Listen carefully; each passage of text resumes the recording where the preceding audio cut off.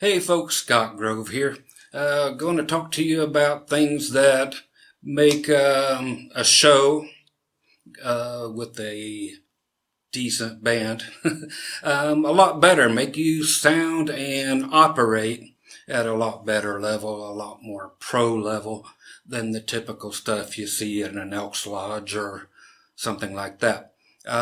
Who am I? I've done all this. I've seen all this. I've done it for 35 years, playing consistently 5, 6, 7 nights a week, whether it be at an Eagles or an Elks Lodge, or whether it be across the country doing arena gigs, or what have you, doing casinos, blah, blah, blah, blah, blah. But I want to make sure to cover a bunch of stuff to make sure you have a very groovy time. That's right. Thank you, Davey. Anyway, things I'm going to talk about are things that really, really, really need to be taken care of or thought of or discussed within your band. And if you stick around to the end, you're going to learn a whole bunch, or you're going to take away a lot of good things from this. Okay, I have no structure to this video. I just wrote down a bunch of stuff, typed it out, and I will just address it in the order the stuff's in. Number one is transitioning from song to song to song. The best thing to do in a show to separate yourself from the slackers is to actually lay out what are called blocks of songs. And this is like 4 or 5 songs that will always be together. Always. You can make up new sets and stuff, but you always have that block of songs. You can put it the next night over here and put it in a block with another block. And between those blocks of songs, you can actually address the audience and talk to them. More on that in a little bit. Transitions can be very easy, or if you put some time into them, very cool. You can tie them together with part of another song that just goes by for 10 seconds, or you can go straight into another song. Very simple, from Bad Moon Rising into Sweet Home Alabama or something like that. You're doing Bad Moon, and like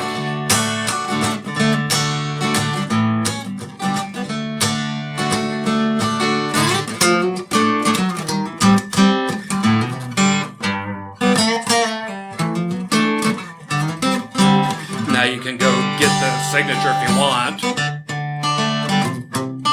or just come in singing right after the little segment. If you're doing Mustang Sally,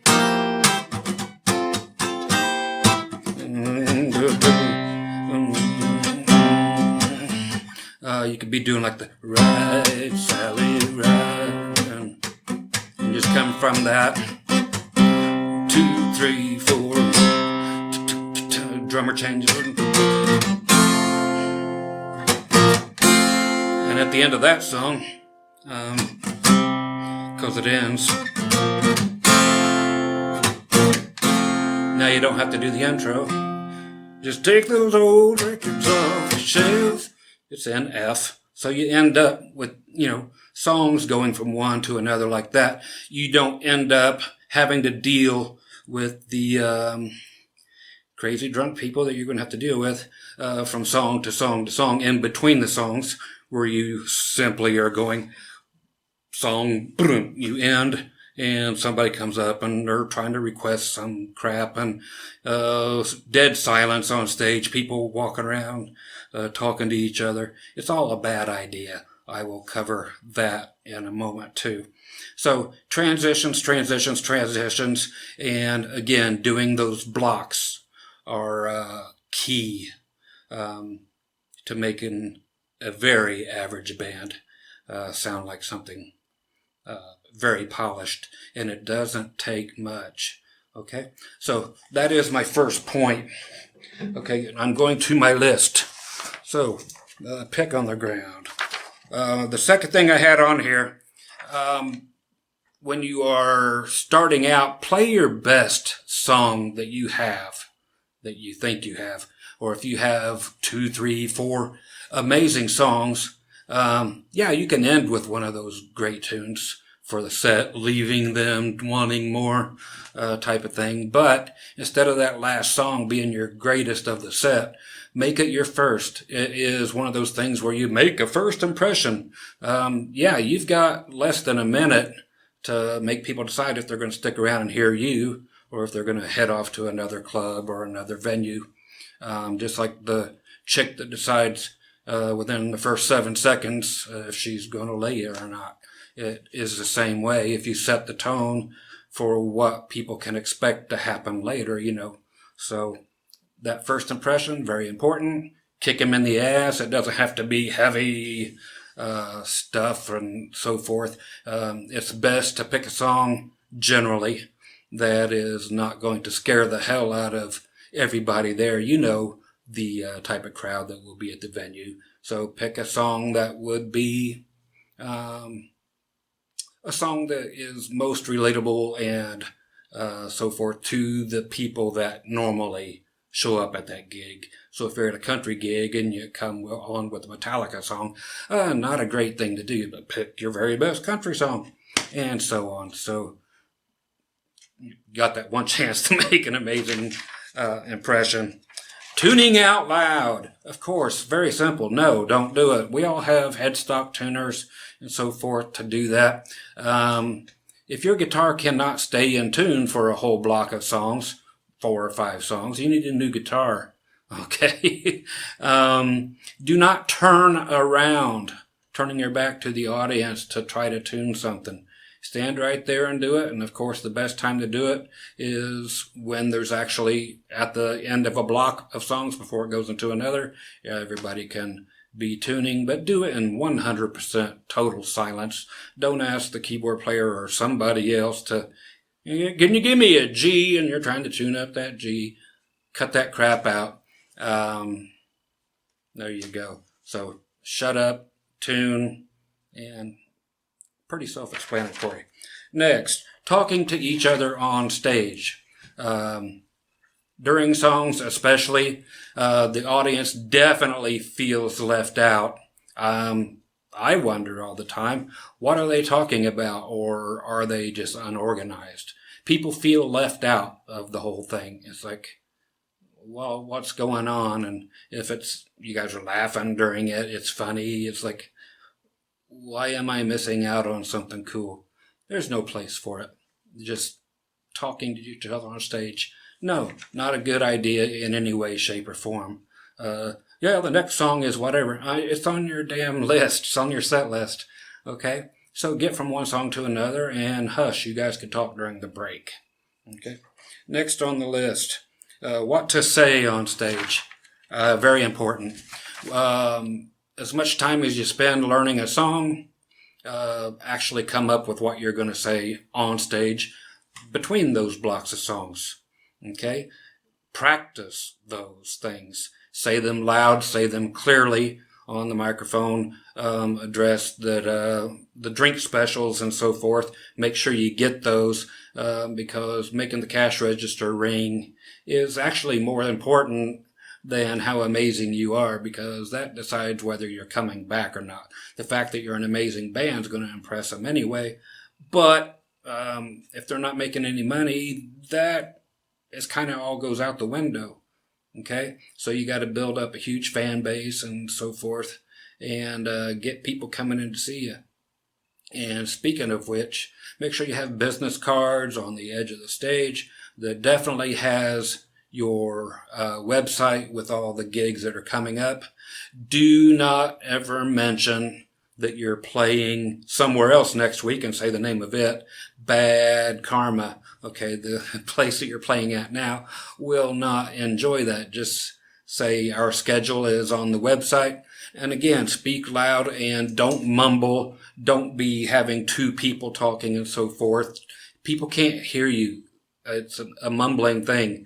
It's hard once a crowd comes in to have high-end definition. Their clothes and everything soak up your high end. You may have to actually turn up the high parts on the crossover and get a little more top end that way, or add just a couple frequencies in from 1K up to about 6.3.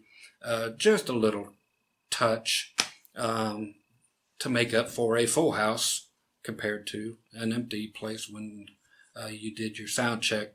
So, and as people leave, you can bring that back down to normal when you took all that time to do a sound check and put it back to where it sounded great when there was hardly anybody there. So use your brain on that one, but practice your talking when you are practicing your blocks of songs. Honestly, videotape it, and so forth. So you know exactly how long whatever it is you're going to say is, and you're not having to come up with dirty talk, anything that offends the audience, and so forth. Unless you're just that kind of band and you're playing those kind of gigs where it's like, how the fuck you doing, everybody? You know, if you're playing those gigs, fine. Throw that stuff out there and every fucking body scream. You know, if you're that kind of band, rock on with your bad self. But honestly, get your banter down and say the same flipping thing every single night. It's part of the transition thing. Okay? Be loud, be articulate, be clear. And that's about that on that. Okay. This is stupid. Again, this is crazy, but people try to do it. Don't attempt to do fade outs on songs. It's just retarded. If you find the word retarded stupid or offensive, screw you. Anyway, so yeah, fade outs, they don't work. It just is a bad thing to do. Period. Line drawn right there. Next one is don't turn your back on the audience ever. There's no reason for it. You do not need to be standing around near the end of a song and looking at the drummer waiting for the ending to happen and so forth. I'll go over what you do need to do here in a little bit when it gets down to it on the list. But no turning your back, trying to tune again, or again trying to end a song. There's better ways of doing this. Turning your back on the audience and just staring at the drummer in the middle of the song. It doesn't need to happen. Okay? You can be in the back line, you know, and lean over and smile at the guy or whatever. That's fine. That's a sideways glance and lets the guy know, hey, he's doing a good job, blah, blah, blah. But turning your back on the audience, bad idea. Okay. You have to decide, do you need a band leader? Yeah, you do. You need a guy who represents the band when it comes time to get paid, when it comes time to book gigs. That way there's not a bunch of crosstalk. Somebody has to know how to speak the jargon. You don't want to get generally the bass player doing that. Bass players get so much shit. But you don't want to divvy this up and have business cards of your own where people get in contact with you and you book a gig on top of somebody else's gig that they were going to surprise you with, and you book a gig for somebody's birthday party and you just booked it for 1/4 of what the other guy just booked a gig for. So eliminate all that. Give it to one person to take care of the stuff. Whoever it is, you'll know who's the person who speaks the clearest and who's the brightest in the band to take care of things. Who's the most likable person in the band. Hopefully all of this is the same person. Somebody you trust, not to skim money off the top, blah, blah, blah. So yeah, designate a band leader, whether he is the front man or not. Just get it to one person. Not your girlfriend. None of that stuff. Okay? Not a good idea. It's a Spinal Tap moment if you do that. Okay, clothing. That's dependent on what kind of band you are. If you look like everybody else out in the crowd, for the most part, if 5 people have on the same shirt you do, you know, the same Kiss shirt, chances are you're not doing this real well, unless you're Slash. He wears Kiss shirts quite often on stage. But if that's what you're doing, that kind of stuff, and you just dress like street people all the time, fine. But if you're like doing casino gigs or so forth, it's nice to do kind of the matchy thing. If you're all going to wear purple that night, make sure you know ahead of time. But everybody have the same shirt. This is just one example. Not everybody. Kiss would not work out this way. Yeah, and other bands would not work out this way. But you could actually get away with having the same shirt, but everybody wearing different, like a vest, a different what have you, but incorporate the same thing, because you're not going to get the same color of purple, anything else to go with. So everybody get the same flipping thing. That works out really well. Or just everybody dress really sharp and use your head. You don't want to look like you got one guy from Devo. You got the casino looking guy. You got a guy dressed as an Indian. So you become the village people. Not a good thing. So best thing to do in this situation is use YouTube for a lot of things. Check out what other bands are doing and just what looks good. Bring it to the table, bring it to the practice. Say, this is pretty smart looking for our style of music. Again, I personally think that if you go the grunge route and so forth, fine. But otherwise, I think you ought to put a little more thought into it. Okay. Backup gear. See, it's all over the place. What do you need backup gear of? Everything. Okay, you got strings on your guitar? Bring strings. Okay. Bring a couple sets. Bring enough for everybody. Because some people are just impossible to convince of this. Bring like an amp simulator with built-in effects if your amplifier goes down and you don't have one exactly like it, but something you can just run through a direct box and into the PA with. Bass thing, get a Sans amp. They work great in case your bass amp goes down and so forth. Okay? So spare gear everywhere. If you have a spare guitar, there you go. Takes care of that until the break. Next, sound check. Okay. They are for getting everything right. Okay, everything. You will find out real quickly who the culprit is, who's tuning or turning up on stage. Quit that. You had a sound check, everything got right, and leave it. Okay, again, you can make the adjustments for a full house elsewhere. You can go to the crossover and turn up again, just the high cabinets a little bit. The subs, they will work no matter where they're at. If you do have your subs somewhere and you can't get enough power out of them, you could do what's called corner loading, where you actually put the subs in a corner, like behind the band, find a corner, and aim them at that.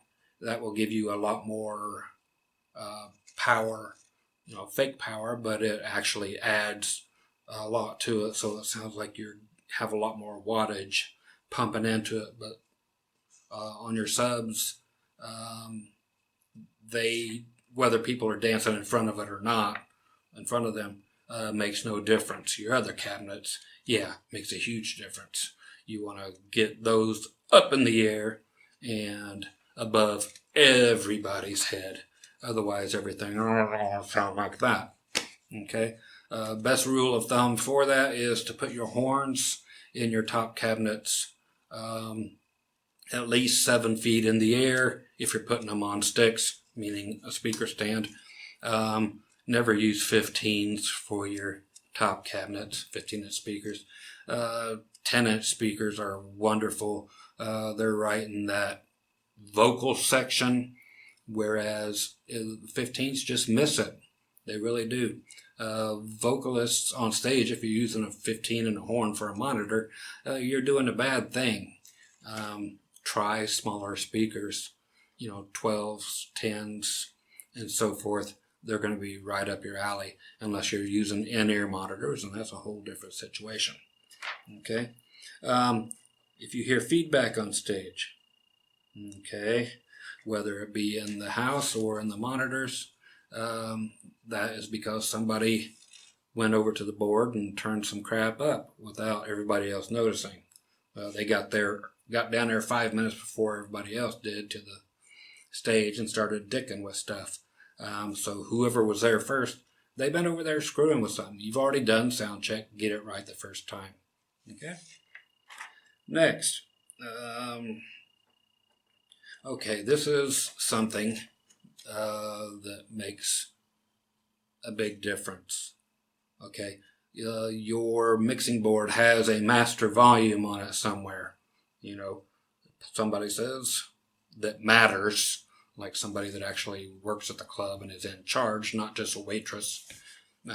If she's relaying a message from the person paying you, fine. You're too loud! So-and-so, that signs your check, wants you to bring it down a little bit, please. That master volume does not turn everything down at the same time. Line level instruments like your bass guitar going through a direct box, your keyboards, your whatever, if you have electronic drums, they will, when you bring the master volume down, they will turn down a lot faster than microphones. So your mix will actually go to hell. So you want to go to your crossover and turn things down there or via your power amps. So your mix will actually remain the same and still be cool. It'll just be less volume. Okay, so know that things do change volumes at different rates when you're changing the master volume. Not a good place to turn things up and down. Okay, next, your side fills. Okay, this could be for just one person. What it is a speaker, whether it's on the floor or actually on the side. It's going to be what is a reference speaker, so you can tell if somebody has dicked with something out front. What you can do here is come out of your master equalizer with a Y chord. Okay, so it goes into the input of the EQ, then it comes out of the output with a Y chord out of the output of the equalizer before it goes into the power amps. And so you'll take one side of the Y chord, usually a 1/4 inch jack, sometimes balanced with an XLR, whatever it is, get a Y split and go into your power amps or your crossover like normal. But with the other side, bring it into a mix of, you can use a powered speaker or have a separate power amp for this. It doesn't need to be a monitor type of situation, even though you are monitoring the mains. So it actually sends whatever's going to the fronts. You will actually get the real mix through that speaker. You can put a foot switch on there, an AB box, and turn that off. But whenever you want to kind of check things, instead of sending somebody out front to check on, hey, is everything still groovy? You can hit that button, turn on your side fill or dedicated monitor just for that purpose to see if something needs to be pulled down a little bit because somebody, again, cheated and turned something up. It's just an amazing way to do things.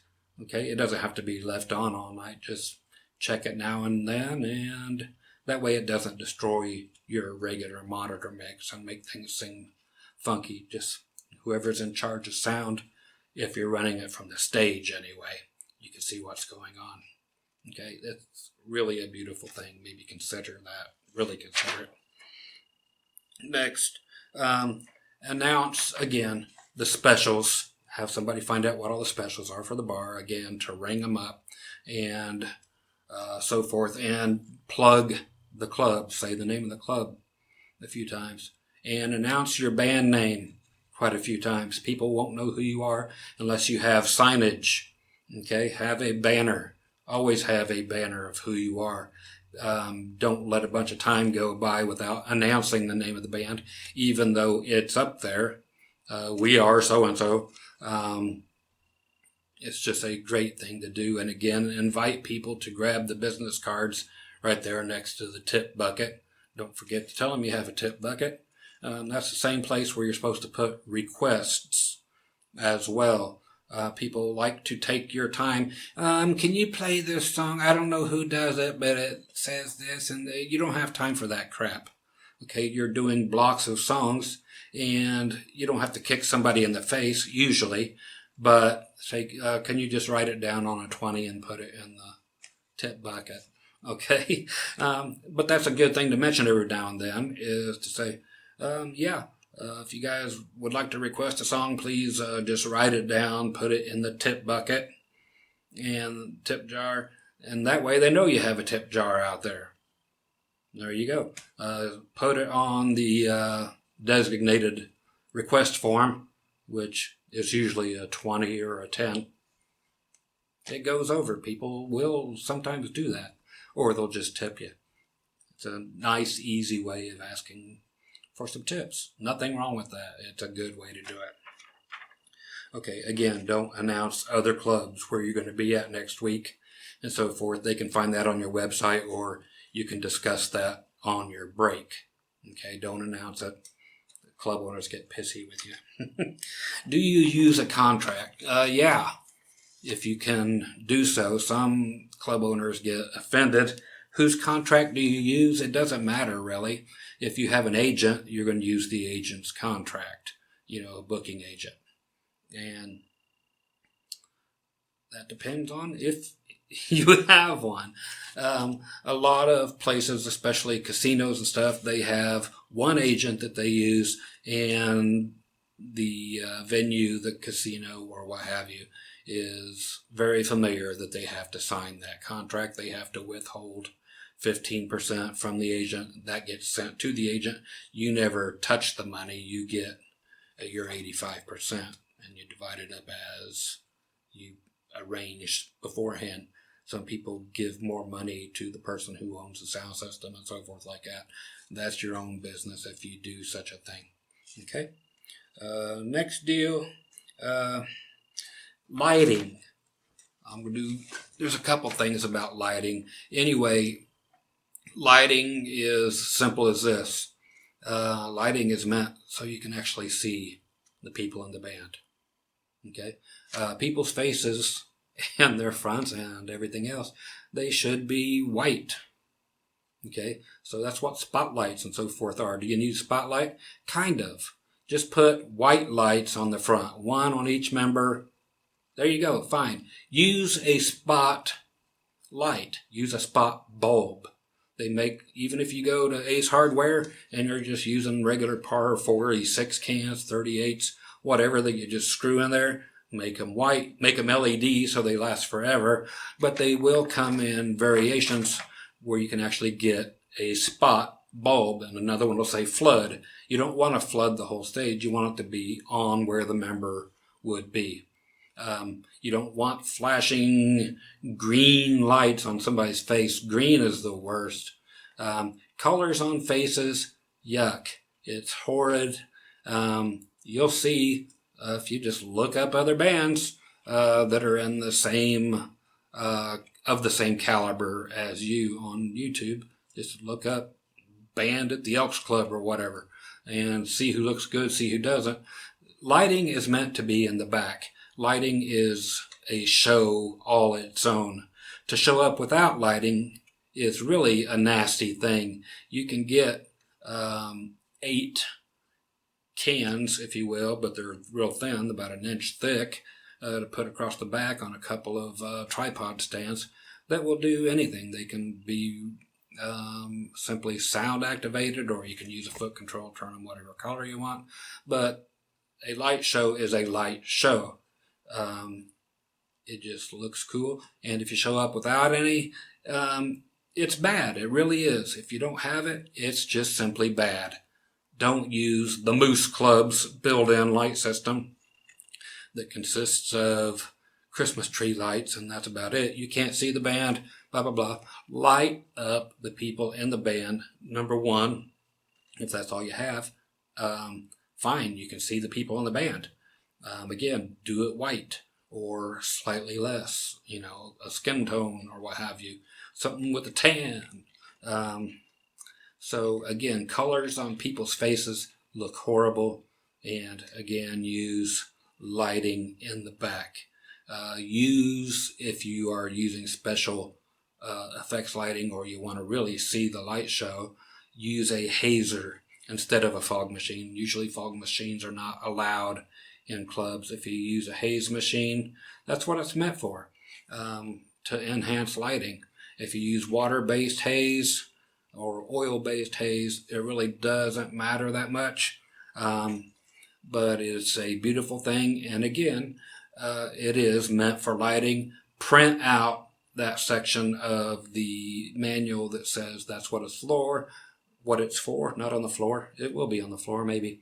But so the owner of the club knows that it is safe for breathing. Old people aren't going to have problems with their asthma and so forth. It doesn't affect that. Their fire alarms are not going to go off and so forth like that. The fire department doesn't have to come out and check for these things. They are so commonly used that they should be used to them, and hopefully you just don't have a problem with it. But it makes your lighting show 1,000 times better if you're using them and use the correct lighting. DJ lights are not band lights. So, the little things that make it look like DJ lighting, stuff that would be in a club with John Travolta doing this and it's throwing off 300 different beams of light. That's not stage lighting. That's not band lighting. So buy the proper stuff. Okay. Again, see, here's one. Band names. If you need to change your band name, do it. Now, do it if you don't have a big following. Band names are something everybody should be able to remember. It should fit on the marquee. Band names like Kiss, AC/DC, what have you, are great. They're something short and to the point. 1 word, 2 word things. Bands that are famous that use things like Bob Seger and the Silver Bullet Band. It's horrible. It really is. And it's just too long and it's never going to be there. It's always just going to be Bob Seger on the thing. So why make it confusing? Just have a cool name. Metallica. You're done with it. George Strait has his big long band name for his band, but George Strait's going to end up there. They're not going to put and the Ace in the whole band. Using the word band is stupid. So if you're going to do, you wouldn't see tonight appearing the Kiss Band. It's just horrible to put the word band in there. Yeah, you had the Charlie Daniels Band and so forth, the Allman Brothers Band. That only sounds good because they're iconic and y'all ain't. Okay, so it's just one of those things. And don't use band names, especially you country people, because this just sucks. And everybody has these names. So if people are searching for your band online, they're going to get like 500 hits on different bands with your same name. Try not to use directions like the word South or Western. We are South Wind, or like, we are the Western Valley Boys. Using the word boys sucks. Naming it after the river down the street. We are the Virgin River Boys. No, it's horrible. It really is. It sucks. Something Express, horrible. Think of a good name.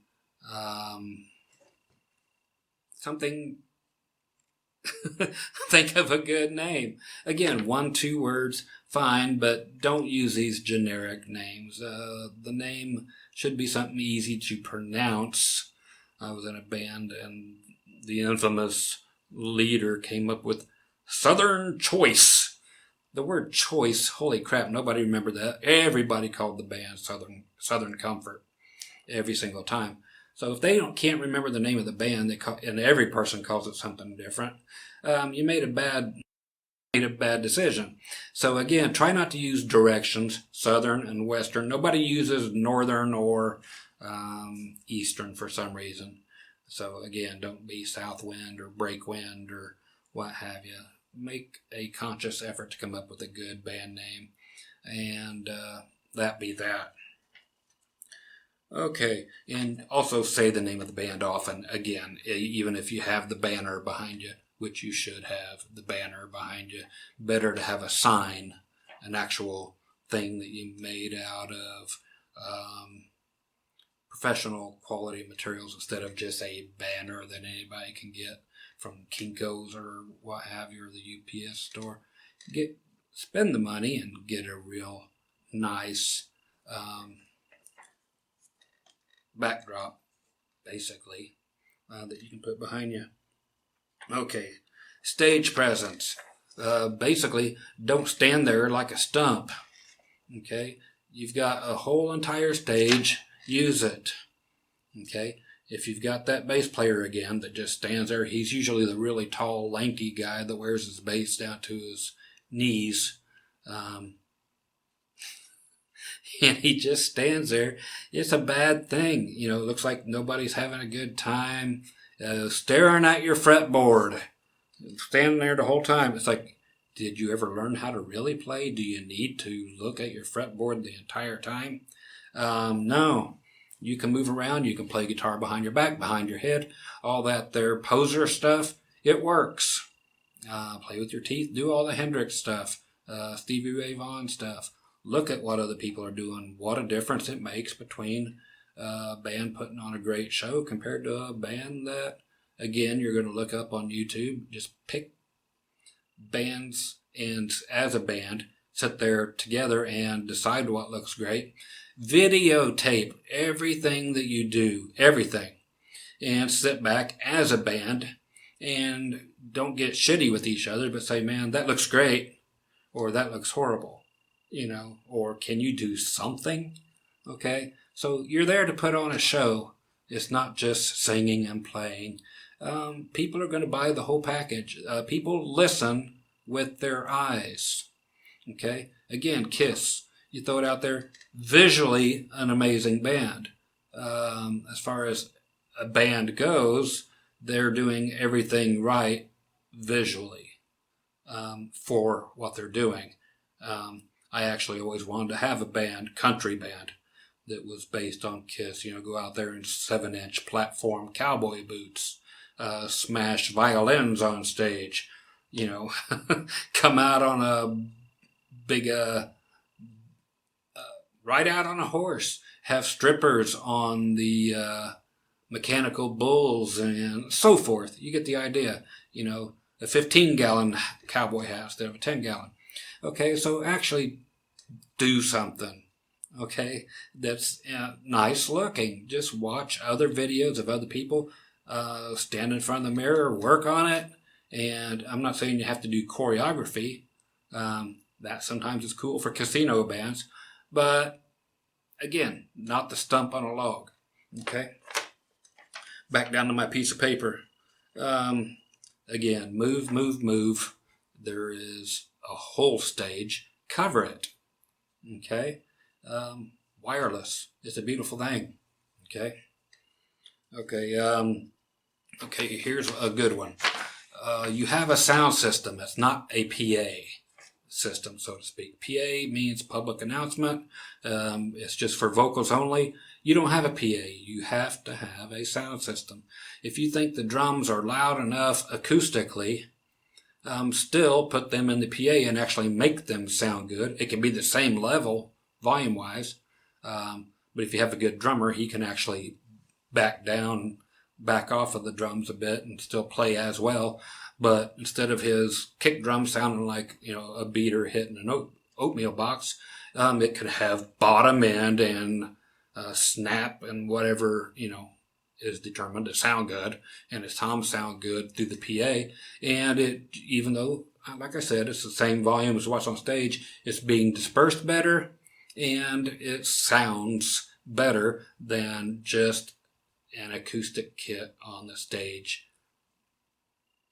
Okay, it just does. Every single thing you have goes through the PA. You don't turn your amp up loud enough to cover the room. It's just not the way things are done. If you think I'm wrong, frankly, you're wrong. So you don't turn up your amp in order to cover the room. It's not what it's meant for. And it will sound 10 times better in the sound system. Okay? That's the way everything goes. That'd be like standing there with your acoustic and not plugging it in, just hoping it carries. It's not gonna. Neither is everything else. So, and another thing, listen to every song that you're playing in all your sets. You should have an original copy, or not. If you don't, right here on YouTube is a copy of every song that you're doing. Listen to the vocals. Chances are that 99% of the stuff you're doing does not have reverb on the vocals. I know we all like to swim in reverb for the vocals, but again, sounds like you're in a well. Don't do it. Take the stuff off of there. It sounds so much more intelligible. And if you're talking between songs and, hello, how you doing? It's like, it's not a good thing. You'll be amazed at, listen to the original songs again. They sound great.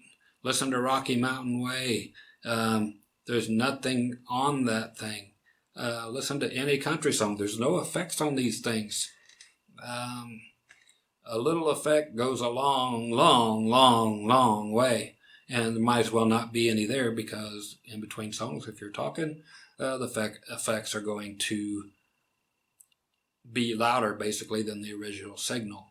So not a great thing to do, because it takes a lot of effects to be able to be heard above everything else and to still make that stand out. And again, when you're just talking between songs at the appropriate time, between your blocks, it's just way, way, way too much. Okay. Here's a great one. Another Spinal Tap moment, and just a bad thing to do in lots of occasions. Never ask anybody, hey, do we sound good? Okay. You did a sound check. Of course you sound good. Don't ask your girlfriend, hey, how do we sound? Don't ask that on on stage. Hey, do we sound good? Don't expect anybody's girlfriend to know what the hell you're supposed to sound like. Bad move. Don't ask the audience if you sound good. If you did your job and you set the PA, the sound system, up correctly and everything sounded great, then everything should be great unless somebody fucked it up. Okay? So no need for that question, especially if you have a sound man or you're paying a guy to run sound. He's going to take extreme offense to that and probably be malicious and make you sound like shit if that's what you have, if you have a sound man. Treat the guy right, okay? Most sound men are still going to fuck up your sound compared to what you would if you were setting it yourself. You're not going to be happy if you go out front and listen to it. And that's just the way it is. Most of them are going to do a piss poor job. It's just the way it is. But don't piss them off or they're going to do a much worse job. Okay, so take it with a grain of salt, man. Just don't piss him off. Try not to piss anybody off, especially your band members. Oh, man, you really botched that solo. Hey, shit happens and you've got it on video. Play it back and say, yeah, if you know that he hasn't learned the part, whoever, say, can you work that up? It's just off. No skin off my nose, but it'd be great if, something was closer to what it's supposed to be. Okay, so sound men, don't let whoever's in the band, you got to watch who's actually mixing the sound for you if it's being done off stage, because they will make their instrument the loudest out there. You'll hear it on the video. So somebody who is unbiased when it comes to that, and definitely who knows how sound works, should go to that guy. But make sure, again, when you're checking out the videos, that lead guitar isn't twice as loud as the vocals and so forth, okay? And his vocal is up 10 times louder than yours and so forth. You get the idea. Never say I'm sorry on the PA system, on the sound system, whatever you plan to call it. just a bad thing. It's like somebody does get through to you. Do you know this song? Oh, I'm sorry. We don't. Don't be sorry. Don't say you're sorry. Oh, you guys are too fucking loud. Oh, I'm sorry. It's like, just tell them, turn your hearing aid down. I loved using that one.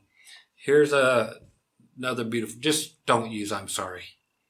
Okay, it's just a bad thing to do. You have your stuff rehearsed that you're going to say. Again, I always go to Kiss because it's just a band that I think does a great job. They've been saying the exact same stuff between their blocks of songs for 40 years. You can, as soon as Paul Stanley starts saying something, it's what it's going to be. People say the same things when they go to the show.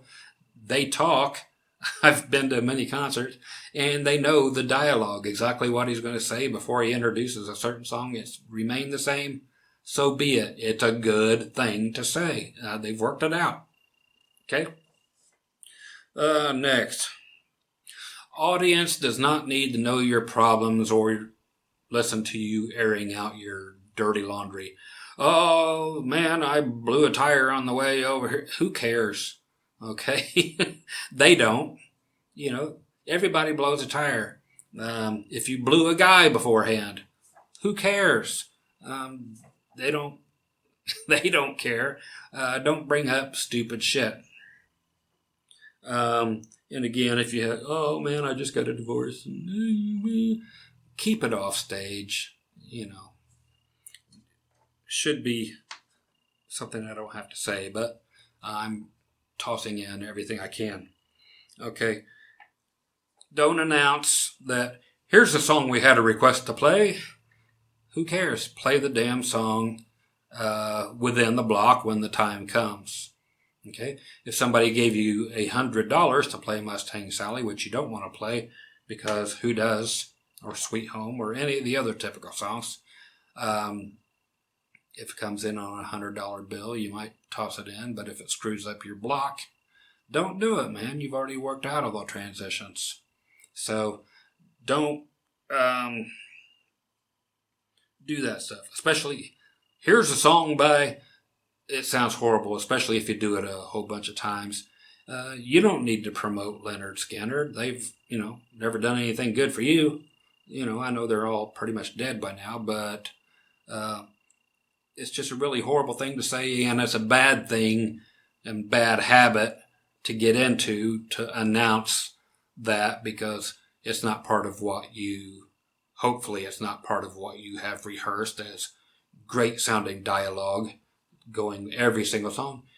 Here's a song by Melissa Etheridge. Here's a song by, it's just horrible. Leave it out. Again, requests, do what I told you to do. Have them write it down, stick it in the bucket. Okay. Okay, here's the thing. If people break a string on stage, you have a backup.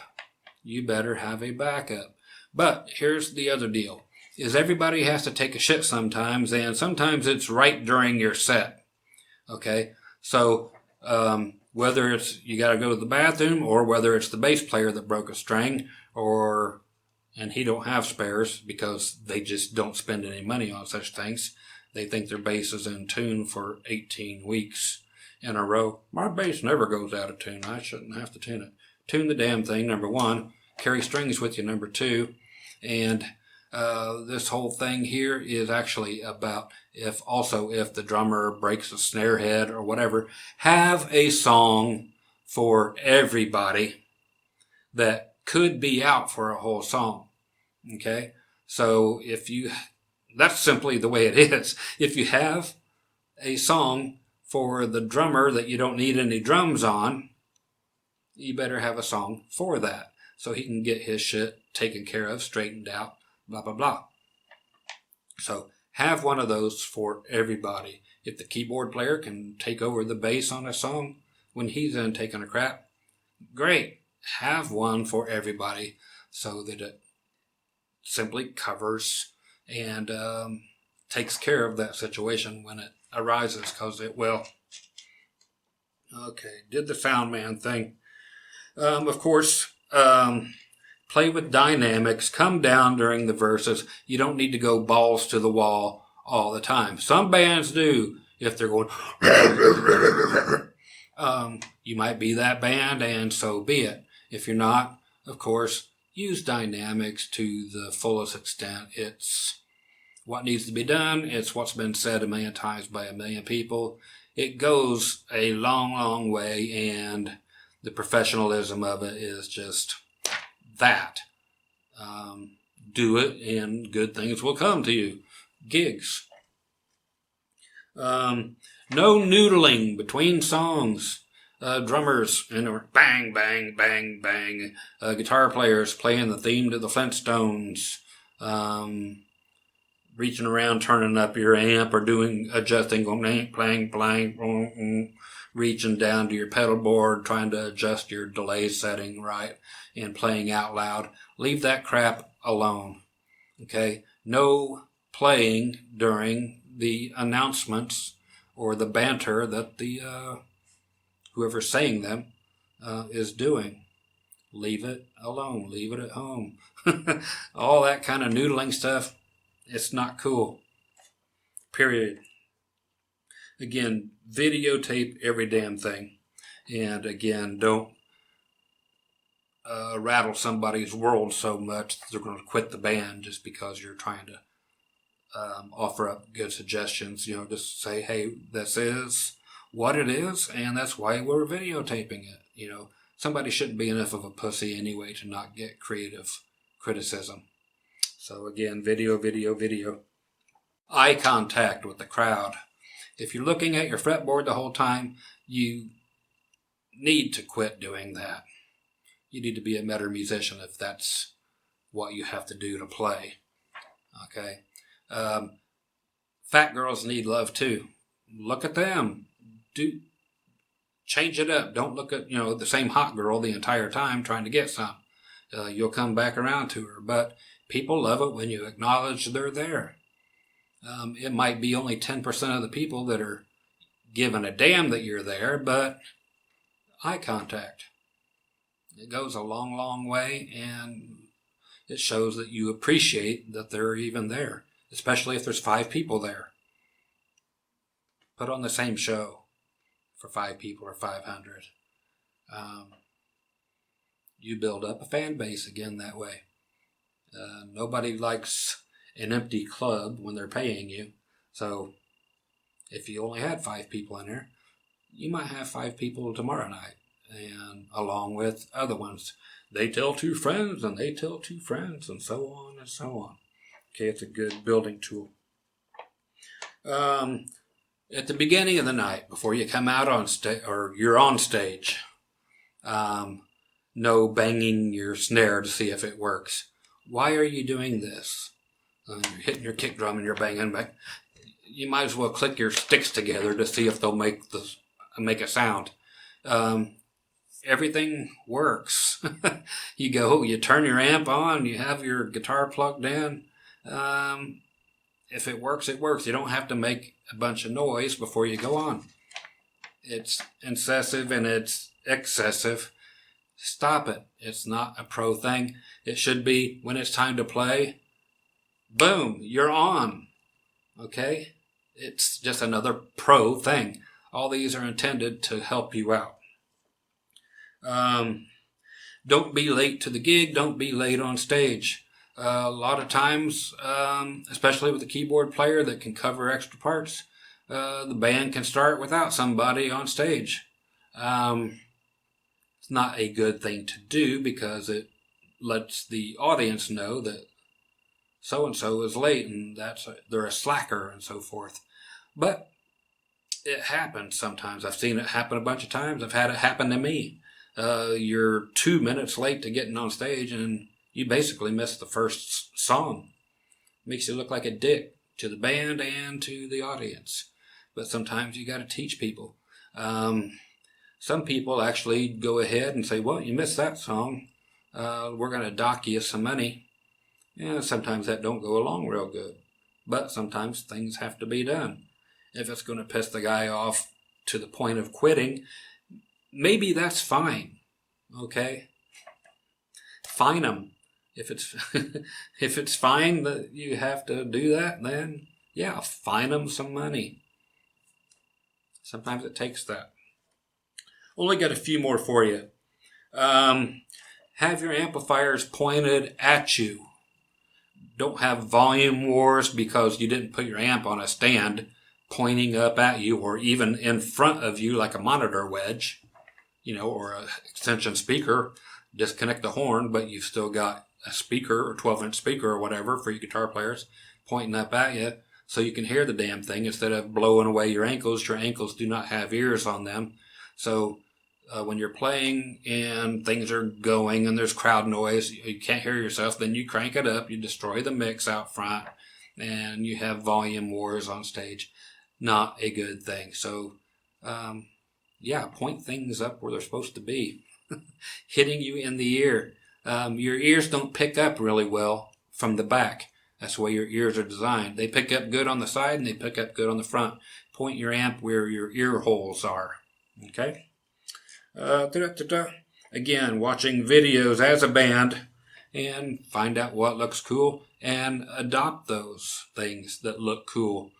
Put on Rush and see if anything cool is going on. Probably not.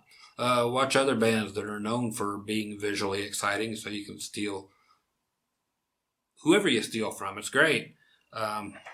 Again, practice it in front of the mirror. Practice what you think is great looking when you are rehearsing. Practice all your moves. Play the show through and set by set, including the talking. Okay? Include everything. Time it. See if it's going to be a 45-minute set or a 40-minute set or what have you. You can have different sets ready to go. Leave out a block. You can time the block of 4 or 5 songs and say, okay, we're going to leave out block number 5 because allotting for a certain amount of time. And we'll have that block for later in case something happens. Okay? So, beautiful thing to do. Fart wars. These are real things. Band I was in, we had them all the time. Just be eating White Castles and other things, Mexican food and so forth. And simply, honestly, try to cut the worst farts you could, the smelliest things. And man, the bandstand would just reek. But yeah, there's people dancing by too, and they honestly would go complain to management.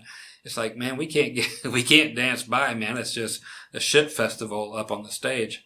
So yeah, don't do that. I'm honestly put it in because yeah, did it. Been there, done that. Okay, here we go. Carrying in gear, hauling it in. People, you always have that one guy or that one girl in the band that just really doesn't put in the kind of dedication it takes to carry in gear. If somebody's got something wrong with them and they can't carry in gear, they have sciatica or whatever, they can always carry in snare drums and briefcases and some mic stands and other stuff. But do your job. Bring in all the guitars, If you pull your weight. Simple as that. Okay, next one. If you must make monitor adjustments, do them during the break. And don't sit there going test, test, test, test. Just simply let whoever's taking charge of the sound system know that, hey, sorry, but it's just not enough. I need this or it's too much. Make the adjustment, and that's that. Oh, yeah, I know. I can turn it up just a little bit. Okay, and then don't go over there. Test, test, that's fine. Okay, that's good, that's good. You won't know if it's fine until you start playing again. Okay? And don't ask them during the performance, hey, can you turn me up a little bit? It's like, because then you're talking to each other on stage when the other guy's trying to talk and do his banter. It's just a bad thing. Don't talk to each other back and forth on stage. And again, the audience doesn't know that's what you're talking about. They feel left out again on whatever you guys are secretly talking about. Back up everything. If you have a trailer that you keep gear in, use a dual axle trailer. And I can't stress that enough. Single axle trailers, a cheap alternative, and you're going to regret it. You're going to be blowing off leaf springs like crazy, especially if you're doing long hauls. It's going to happen all the time, and people are going to steal your gear when you have to drop your trailer and leave it on the side of the road while you go to the next town to try to find leaf springs. And in the middle of the winter, you're not going to leave Barney Fife over there on the side of the road with the trailer. He's going to freeze to death. So, yeah, dual axle. It's just things in here that should be discussed. It's all part of it. Dual axle, if you pop one, you've got more left to go, but your weight will be distributed on a more quality construction, and it just saves so much headache. So do that. Put your mic stands way in front. Don't put, so-and-so in the back and another one in the back. If you've got a huge band, sure, put the bass player who does not sing, stick him in the back and near the snare side of the drums. Fine. But whoever's singing and whoever has the best moves, put them up front and way up front.